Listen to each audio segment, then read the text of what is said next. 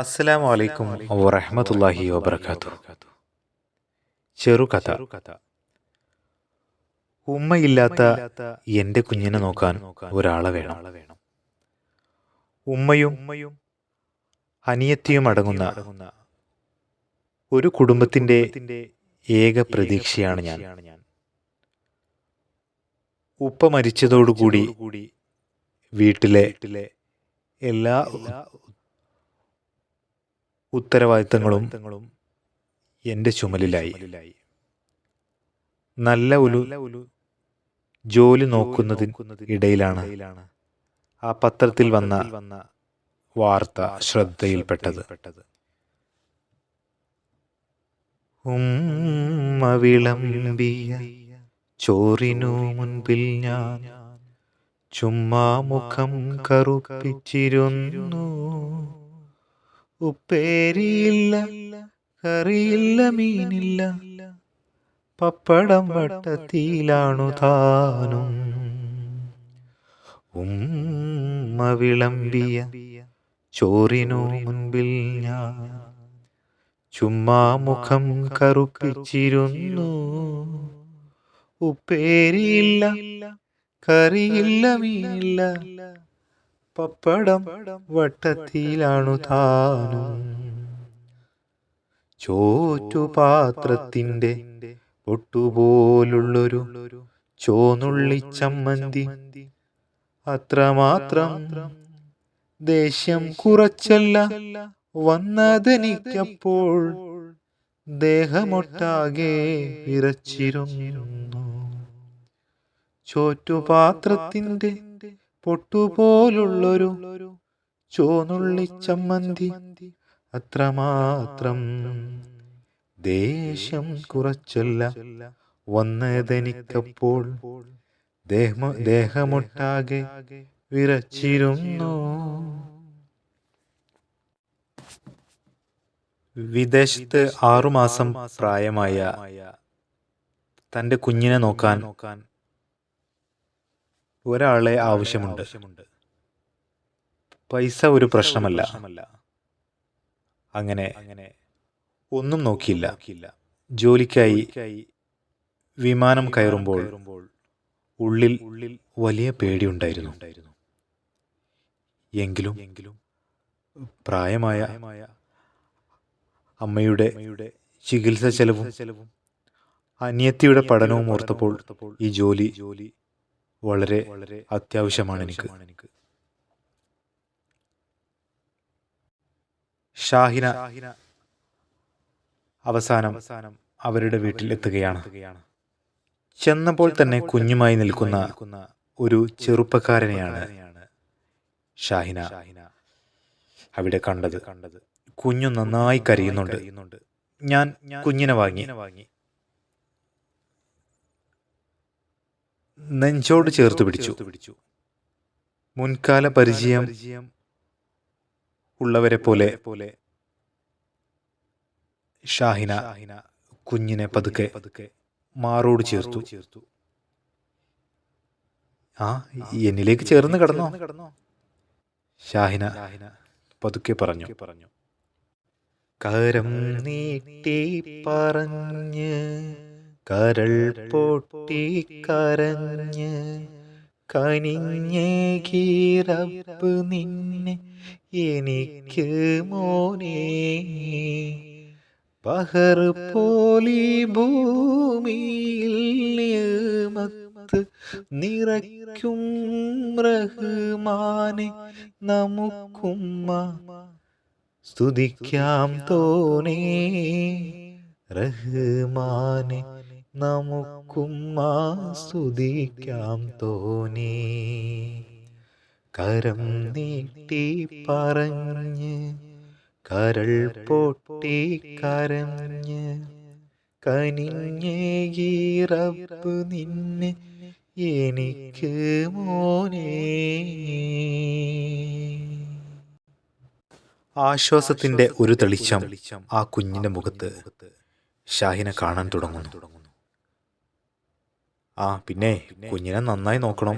പൈസ എത്ര വേണമെങ്കിലും ഞാൻ തരാം. അങ്ങനെ ആ സുമുഖനായ ചെറുപ്പക്കാരൻ കുഞ്ഞിൻ്റെ സാധനങ്ങളെല്ലാം എനിക്ക് കാണിച്ചു തന്നു. കുഞ്ഞിന് കൊടുക്കാൻ കുറച്ച് സാധനങ്ങൾ വേണം. ഷാഹിന ആ ചെറുപ്പക്കാരനോട് നേരെ പറഞ്ഞു. വാങ്ങിയിട്ട് വരാമോ?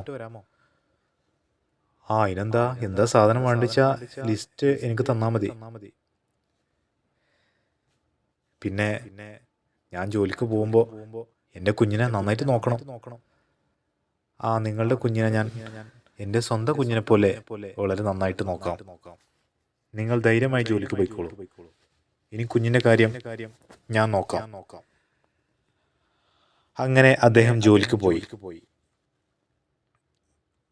എന്നാലും ഷാഹിനയുടെ മനസ്സിൽ വല്ലാത്ത ചിന്ത, ആ കുഞ്ഞിൻ്റെ അമ്മക്ക് എന്ത് പറ്റിയതാവും? ഈ എങ്ങനെയാണ് ഞാൻ അയാളോട് ചോദിക്കുക? പക്ഷേ എനിക്ക് ചോദിച്ചറിയാൻ ആഗ്രഹമുണ്ട്.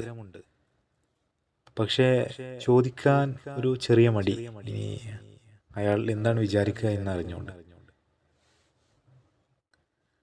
ജോലി കഴിഞ്ഞ് അല്പം വൈകിയാണ് അദ്ദേഹം വന്നത്. സാധനങ്ങളുടെ ഒരു വലിയ കവർ തന്നെ അയാളുടെ കയ്യിൽ ഉണ്ടായിരുന്നു. അങ്ങനെ ഷാഹിന പതുക്കെ അയാളോട് ചോദിച്ചു, കുഞ്ഞിന്റെ അമ്മ എവിടെ? അല്ല, പറയാൻ ബുദ്ധിമുട്ടാണെങ്കിൽ വേണ്ടട്ടോ, ഞാൻ അറിയാൻ വേണ്ടി ചോദിച്ചു എന്നുള്ളൂ. അയാൾ പറഞ്ഞു, പറയാൻ കുറച്ച് ബുദ്ധിമുട്ടുണ്ട്, എങ്കിലും അത് പറഞ്ഞല്ലേ പറ്റുള്ളൂ. വിവാഹം കഴിഞ്ഞ് ഞങ്ങളുടെ ജീവിതം വളരെ സന്തോഷമുള്ളതായിരുന്നു. ഞങ്ങൾ ദിവസവും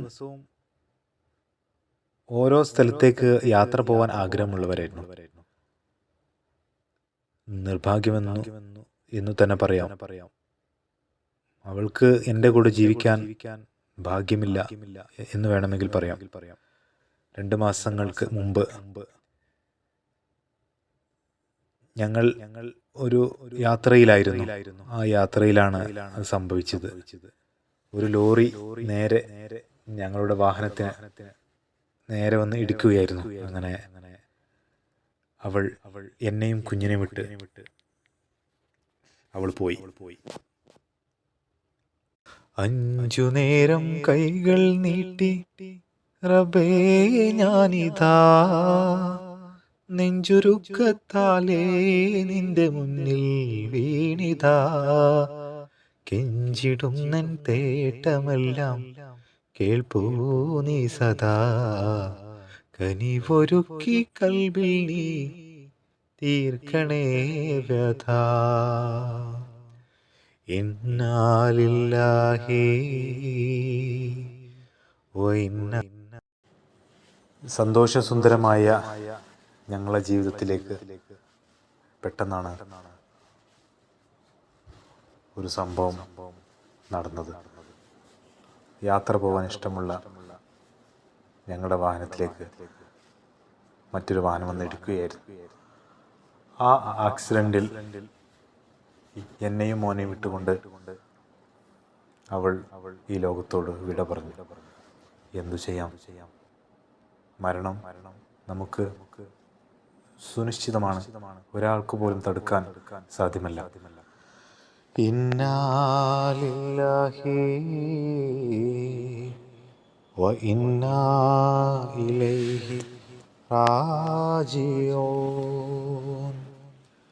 അല്ലാഹ് ജീവിതം അരുളുന്നു, അവനിൽ തന്നെ ചേരാൻ.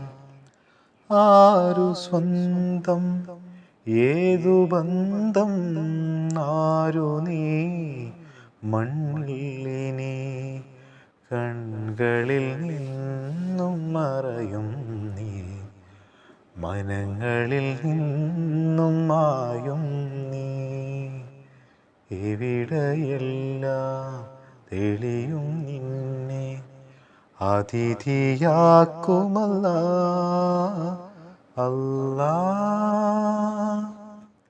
ജീവിതം മരുളുന്നു അവയിൽ തന്നെ ചേരാ. ഇന്നാ ലില്ലാഹി വ ഇന്നാ ഇലൈഹി റാജിഊൻ. അതെ, മരിക്കുന്നതിന് മുമ്പ് ഞാൻ അവൾക്ക് കൊടുത്ത വാക്കാണ്, എൻ്റെ മോനെ ഞാൻ പൊന്നുപോലെ നോക്കുമെന്ന്. പക്ഷേ അമ്മയില്ലാത്ത കുഞ്ഞിനെ നോക്കുന്നത് അത്ര എളുപ്പമല്ലെന്ന് എനിക്ക് മനസ്സിലായി. പിന്നെ ഇന്ന് വൈകിട്ടൊന്ന് പുറത്തു പോയാലോ? പിന്നെ കുഞ്ഞിന് എന്തെങ്കിലുമൊക്കെ വാങ്ങണം. എന്താണ് വാങ്ങേണ്ടതെന്ന് എനിക്കൊരു ഐഡിയ ഇല്ല. പിന്നെ ഷാഹിന് കൂടെ ഉണ്ടെങ്കിൽ ഒരു സഹായമായല്ലോ. അതിനെന്താ, ഞാൻ വരാലോ. അങ്ങനെ ഞങ്ങൾ ഒരുമിച്ച് പുറത്തു പോയി. കുഞ്ഞിന് കുറച്ച് ഉടുപ്പുകളൊക്കെ വാങ്ങി. കൂടെ എനിക്കും അദ്ദേഹം കുറച്ച് വാങ്ങി. അങ്ങനെ തിരിച്ചു വരുമ്പോൾ അദ്ദേഹത്തിൻ്റെ കൂടെ ജോലി ചെയ്തിരുന്ന ഒരാളെ കണ്ടു. ഭാര്യയും മോളും ഭാര്യയും മോനും എന്നാ നാട്ടിൽ നിന്ന് വന്നത്?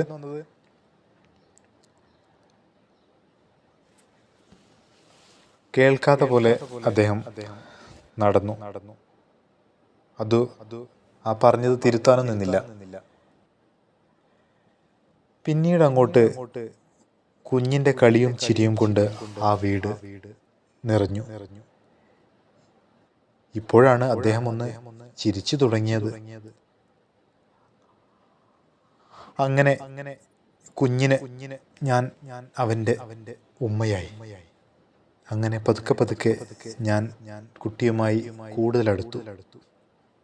അവൻ എന്നെ നീട്ടി വിളിക്കാൻ തുടങ്ങി, ഉമ്മാ.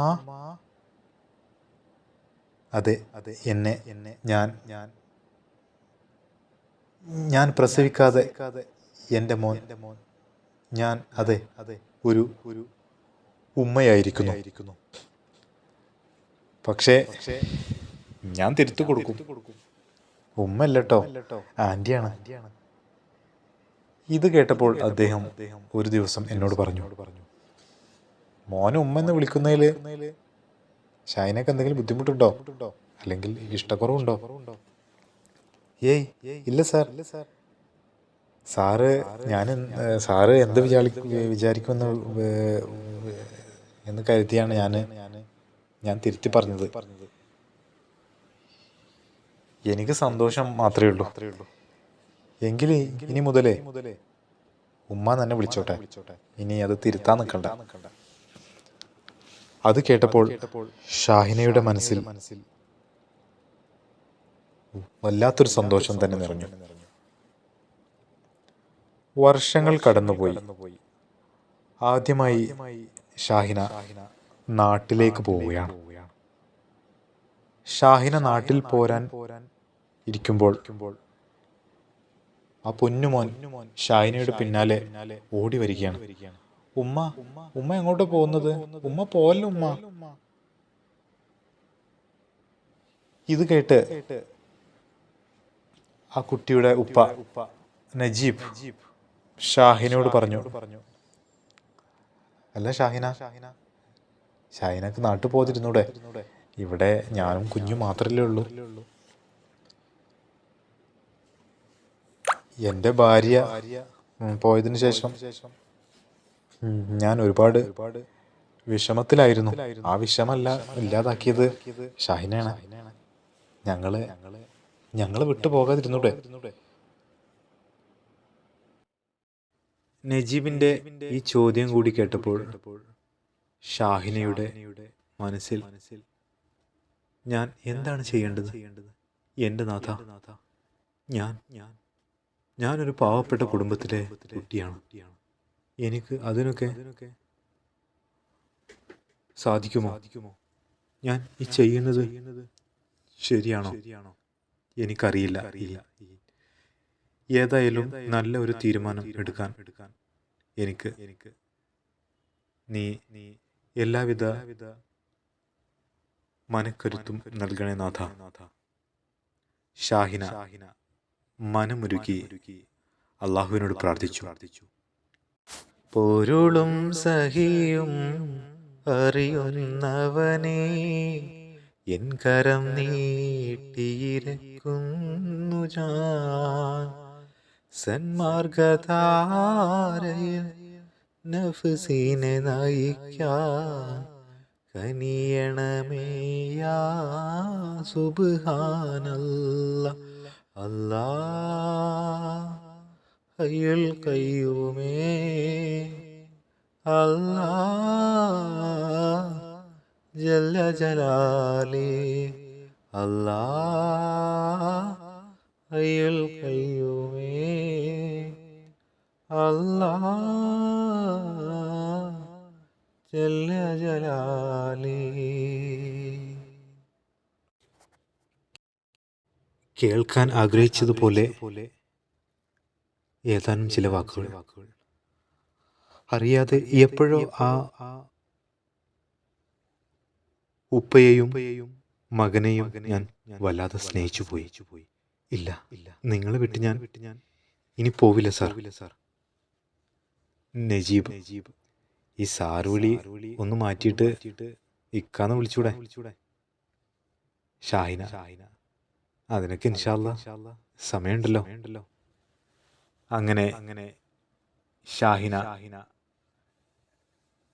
നജീബും ഷാഹിനയും തമ്മിലുള്ള നിക്കാഹ് നടക്കുകയാണ്. അങ്ങനെ ആ പൊന്നുമോന് ഒരു നല്ല ഒരു ഉമ്മയെയും കിട്ടുന്നു. നജീബിൻ്റെയും ഷാഹിനയുടെയും പൊന്നോമന പുത്രനായി ആ മകൻ അങ്ങനെ സന്തോഷത്തോടു കൂടി വളരുകയാണ്. ഒരു ഉമ്മയുടെ സ്നേഹം ഉമ്മയായിട്ട് തന്നെ ഷാഹിന ആ പൊന്നുമോന് കൊടുക്കുന്നു. അതെ, ചില തീരുമാനങ്ങൾ ജീവിതത്തിൽ സന്തോഷം നൽകും. മാനത്തെ മുകിലിൻ്റെ പിന്നാമ്പുറത്തേക്ക് അതിലേക്ക് മിണ്ടാതെ നീ വന്നാലും, കറുത്തവാവെന്നിലെ കരളിലെ കരിപൂശി കണ്ണീരിൻ പേമാരി നീ തന്നാലും, മാനത്തെ മുകിലിൻ്റെ പിന്നാമ്പുറത്തേക്ക്. അസ്സലാമു അലൈക്കും വറഹ്മത്തുള്ളാഹി വബറകാതുഹു.